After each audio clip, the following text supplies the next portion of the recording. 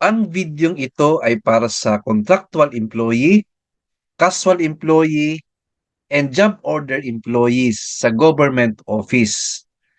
Pangpa-inspire lang po ito or motivate na huwag kayong ma-discourage po kung matagal yung regular employment ninyo.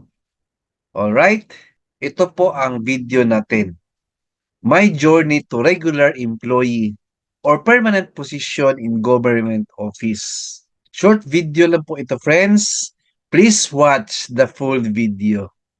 Ito na po. Actually, friends, 9 months ako naging contractual employee. That was year 1996. Opo. Then, after 9 months, naging casual employee po tayo. And 10 years po ako naging casual employee. Year 1997 to year 2008. Then after that, friends, na regular employee tayo, that was year 2008 also.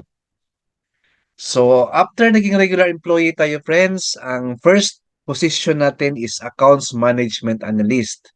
2 years po tayo, then na-promote to Admin Services Officer 2 or ASO 2.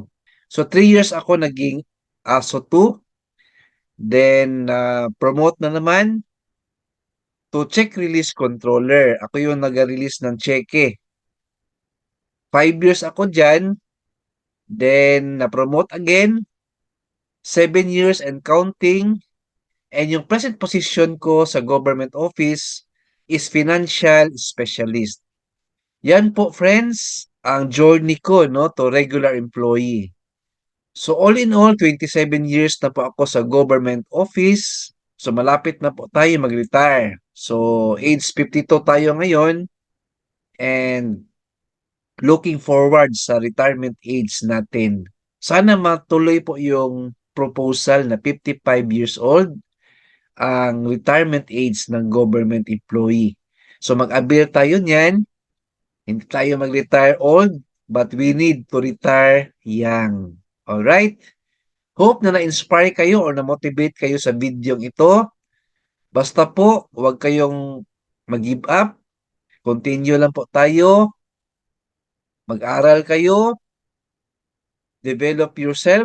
Be knowledgeable. Acquire new skills. And improve your communication skills. Yan po, importante yan for job promotion to regular employee. Alright, good luck, God bless, and 2 thumbs up.